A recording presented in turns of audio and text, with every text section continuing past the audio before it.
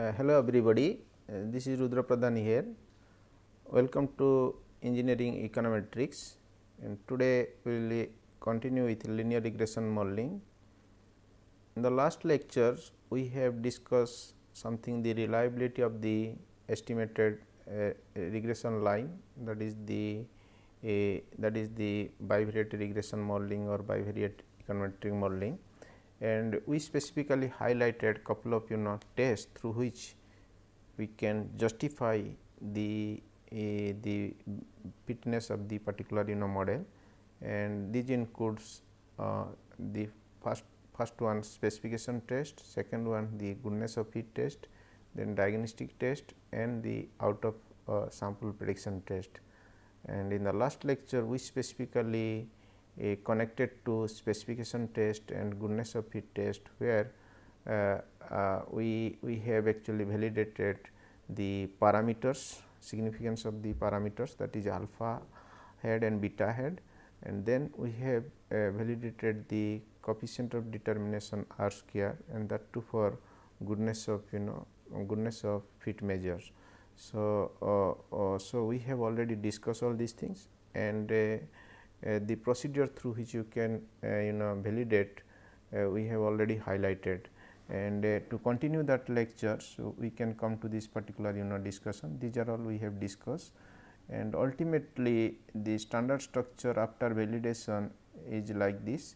So this is what the estimated equations, and ultimately the issue of specification test and goodness of fit test will not add something a more in the estimated equation, that is what we have here. The estimated equation is ultimately here, and this equation will help you to predict the particular dependent variable with respect to independent variable, but the specification test and the goodness fit test is the mandatory component to give the signal whether the model is absolutely okay for the predictions or not. Until unless you check the specification test and the goodness of fit test, so we cannot use this equation for the prediction and forecasting.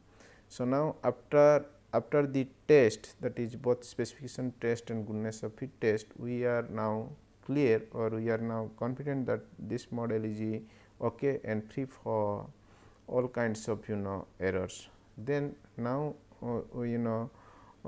means we are now in a position to use this model for forecasting. So now what I like to justify here, that this model is actually okay to predict y with respect to x, and we should know what is the process of prediction and forecasting with this estimated equation or estimated line. So ultimately the estimated equation is this one.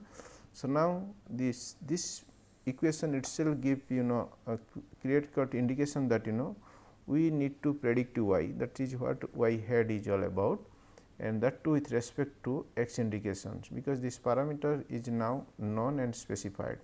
So these parameters value for this particular equation and for this problem, for this sample, will not change, it will remain constant. Only change will happen in the x side, and then by default the change happening in the y head.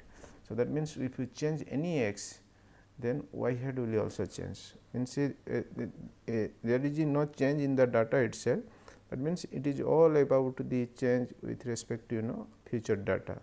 So we have 12 data points. Now if you add one more data point, let us say 13, by putting x in any value, so the average or the lower one or higher one corresponding to the 12th unit or 11th unit, and then you will check how is the value of y, that is y predicted.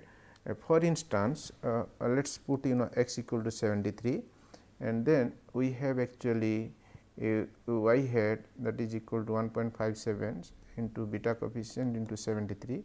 After simplifications, the figure is coming 4.5411. So that means so when the passengers numbers will change to 73, the airline cost will actually move to $4,541. So this is how the predicted structure. So that means it is now good way to derive the predicted value corresponding to the change of x indications. So, a regression line or regression modeling is a very beautiful component to work out all these predicted value for the dependent variable with respect to change of any independent variables. So, let us see what is more about this particular process, and in this context, so this is what the kind of more something more about the regression outputs. Ultimately, we have already discussed a concept called as confidence interval. So, whatever we are discussing with respect to parameters, and these are all called as average values. So, when we are considering about the average value, so then we will sometimes talk about the confidence interval. So, the confidence interval ultimately depends upon plus minus something with respect to t statistic, and that too with respect to degree of freedom and the probability level of significance. So, this is what the kind of mean figure, and ultimately the confidence interval will be this is a t value, and this is what actually the kind of standard error of the estimates. So, now with the help of t value and standard error of the estimates, we can get the confidence interval, and that too. So, with average, so we can have some kind of compromise with the left side and sometimes compromise with the right side. So, that means corresponding to 4.5411. So, the lower limit will be 4.4191 and the upper limit will be 4.6631. So, that is the confidence interval through which actually the prediction can be generated. We cannot sometimes very stick to the particular line, estimated lines, but somehow you can give some kind of confidence interval, because ultimately it is very important so far as application is concerned, because some variation may be allowed, and that variation should be in a kind of limit, or what we call as confidence intervals. So, in order to clarify this, let us see here graphical visualization, and that is what actually here.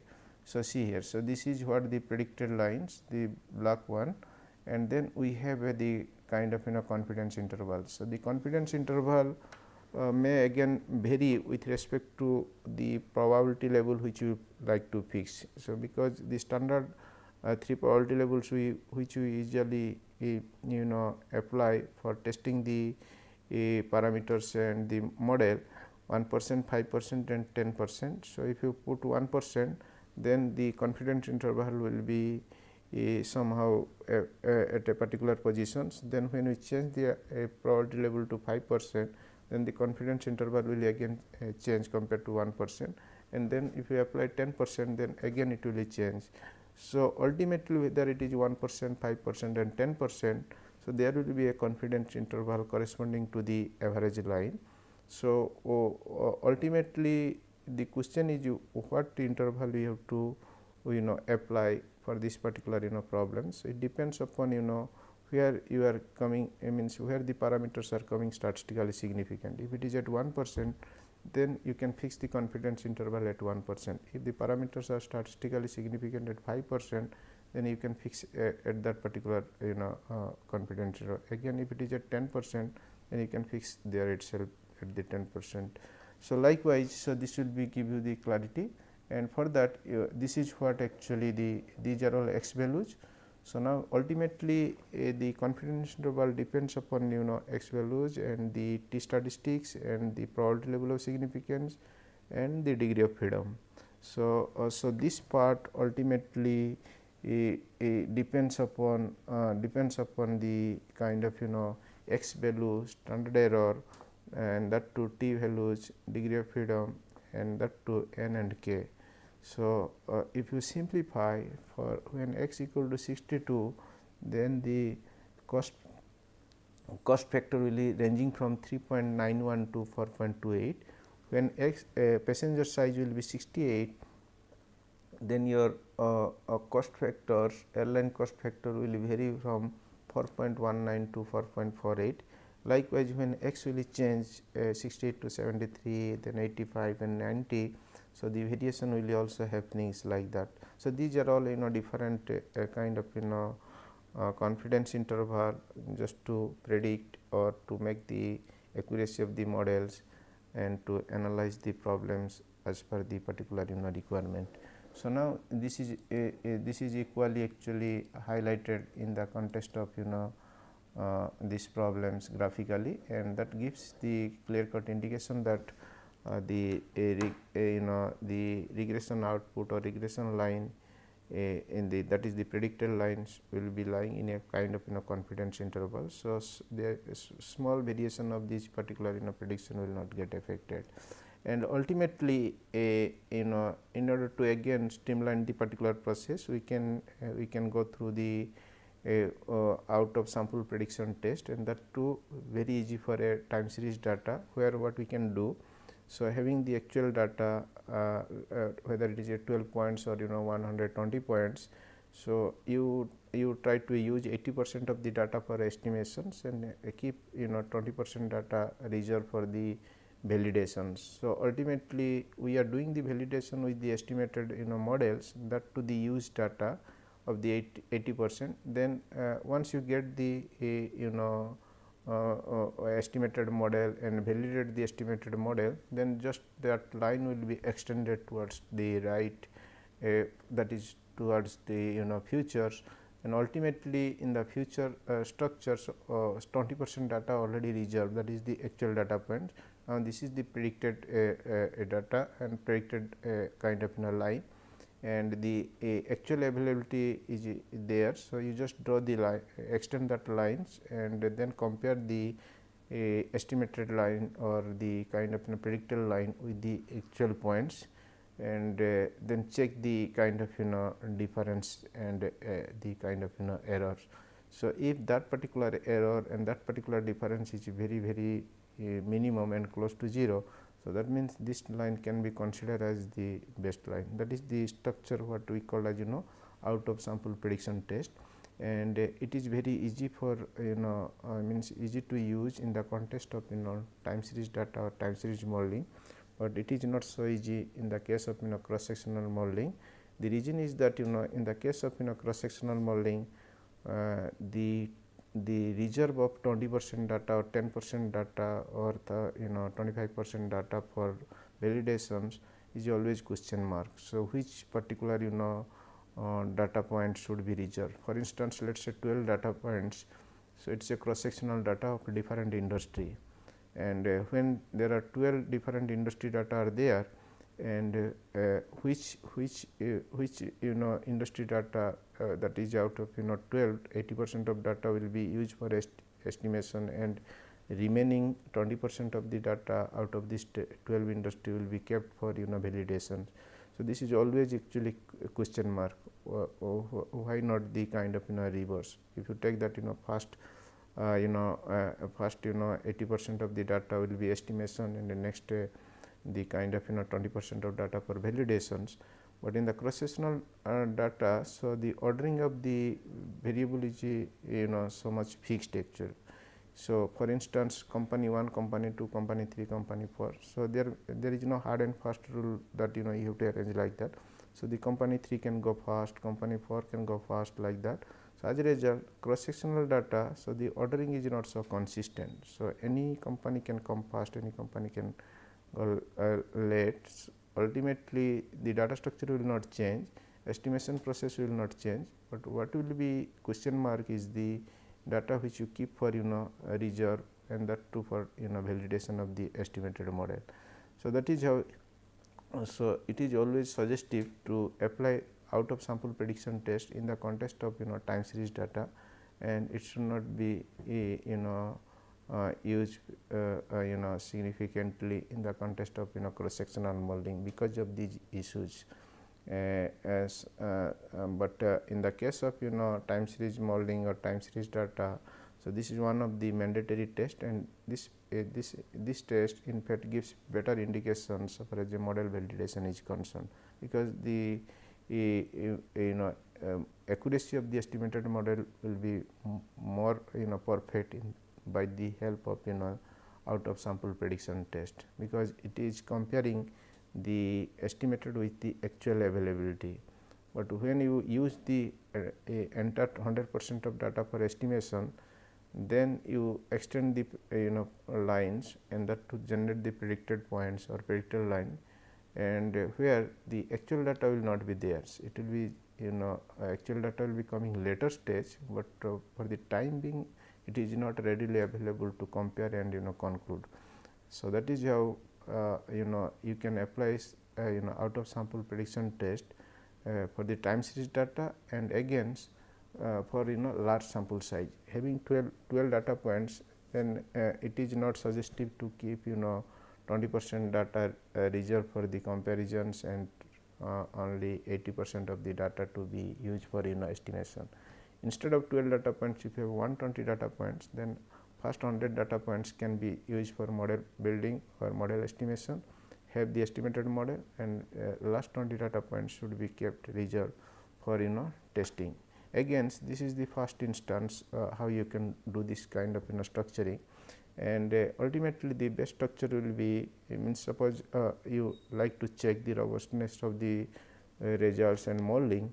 So, you can use 100 data points and 20 for testing, reserve 20 for testing, and then check the kind of structuring, and finally again you can use enter the 100% data 120 data points and get the estimated line, and compare the previously estimated line, that too with respect to 100 data points, and then and the estimated line with respect to 120 data points, and then just move these two lines in a kind of plane. So, you will check whether they are converging each other or not. So, if that is the case, then increase or decrease of sample size will not affect the particular process so far as the estimations and the kind of forecasting is concerned.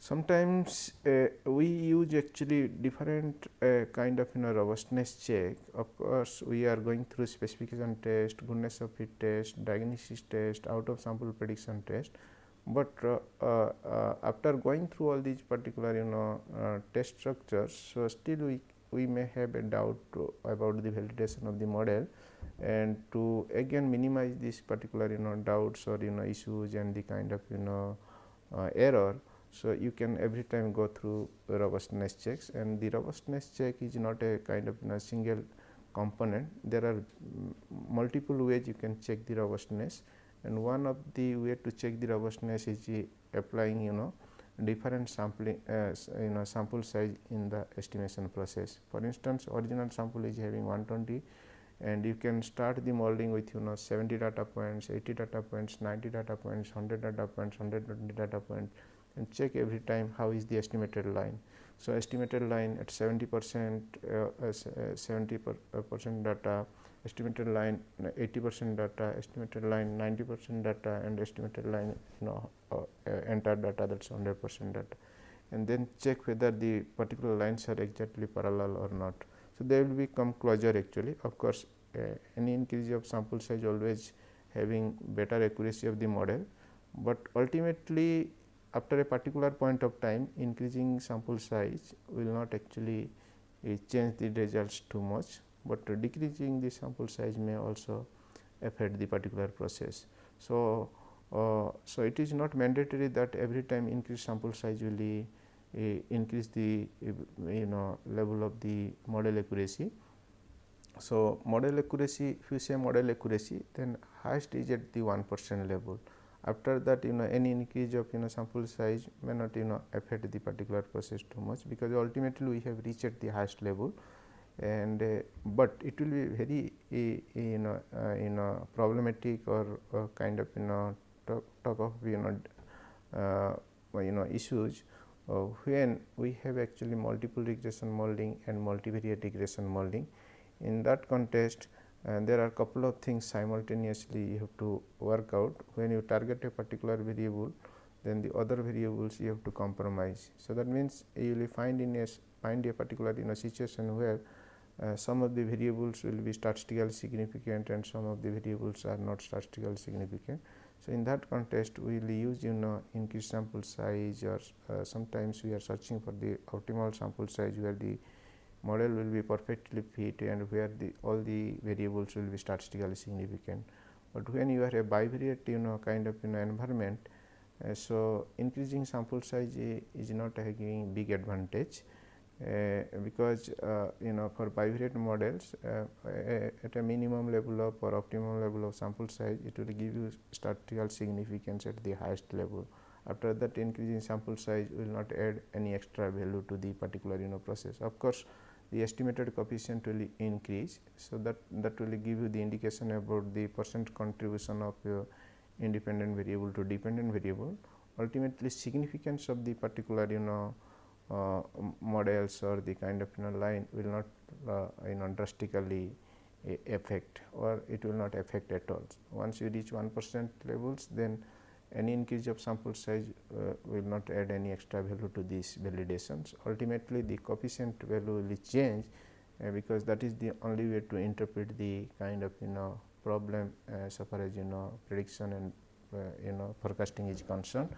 And for that the kind of structuring is like this. One more important is here the kind of comparison between correlation and regressions, because correlation like covariance and correlation are very closely related and they depend each other. Similarly, correlation and regression are also closely related to each other, and that too for a bivariate framework at least. And in the regression setup for a bivariate kind of environment, one of the most important indicator is the R square, capital R square, that is the coefficient of determination.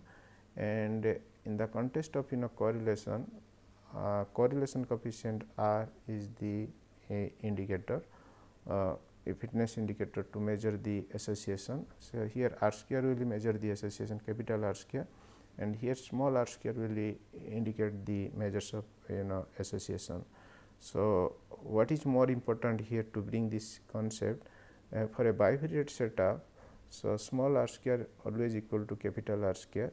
So, as a result so far as measuring the fitness of the model is concerned, or relationship is concerned, then having r square, small r square and capital R square will bring the same kind of conclusion. And what is more important, the correlation coefficient r square, small r square will not exactly same of capital R square in the case of multiple regressions and multivariate regression. So, that will be different. And another important is a correlation coefficient R squares will also lie between 0 to 1, and in fact only correlation coefficient will be in between -2 to 1. So, when we are squaring the correlation coefficient, that becomes small r square, it will be in the range of 0 to 1. And in the context of regression modeling, so the indicator is R square, coefficient of determination, which is also between 0 to 1. So, the indication is that when small r square close to 1, then they are perfectly correlated, and when small r square is equal to 0, then there are no relationship or association. Then when r square is coming actually close to 1, then the interpretation is that the independent variable is 100% affecting the dependent variable. That is the percentage variation of x on y, that is the kind of interpretation we have to bring here. So, when it is actually 1, then a percentage variation of x influence y 100%. So, that means if you increase one level of input, then obviously output will also increase 1% level. So, that is how the kind of signal you will find from the r squares, and that to the game between y and x. So, when r square is close to 1, then the accuracy of the increase or decrease depends upon the x to y exclusively depends upon the r square strategy. When r square will be low, and some kind of lower accuracy will be find to predict action y, but ultimately both are good indicators to know the relationship between two variables. In one case we are drawing the association kind of structure, in another case the causality kind of causation kind of things where the influence of x on y is derived, and but ultimately they are same at a particular context. Ultimately for bivariate kind of environment, so there is no big difference between y and x so far as the association is concerned, because while regressing y and x, ultimately it is a kind of association structure. Ultimately more important is the cause and effect kind of environment in the regression case, and while it is the correlation case, it is kind of simply degree of association. And so the degree of association will be like that, it may be negative, it may be positive, it may be linear, sometimes it may be non-linear, but till now we are discussing something related to linear correlation, linear regression, and if the points will be coming like this, so this will be negatively kind of structure, and this is positive kind of structure, and here there is no association at all. So it's a kind of scattered, and it will not give any kind of indication or association C, and that can be also predicted through kind of y indications. Okay, so this is what the kind of structuring about the correlation and the regression, that too in a bivariate setup. So ultimately we have discussed the regression modeling in the bivariate context, that too with respect to two variables, where one is a dependent variable, another is independent variable, and we have we get to know how to estimate the process, how to obtain the estimated line, how to validate the estimated line through specification test, goodness of fit test, and somehow the out of sample prediction test. But the diagnostic part of this particular estimation process is little bit complicated, which you can discuss in the later stage, and because it includes so many components and various requirements. Until unless you know these requirements, you cannot proceed for the diagnostic test, whether it is a bivariate structure or multiple structure or multivariate structure. So till now whatever we have discussed, that is with respect to specification test, goodness of fit test, and out of sample prediction test. So the diagnostic test part will cover in the later stage. So first we will go through multiple regressions, and after knowing the multiple regression structures, some of the structure of the multiple regression is very important while doing the diagnostic check, and after the multiple regression modeling, we can come to the a particular test, that is the diagnostic test, to know how is the validation of the estimated model through this particular test.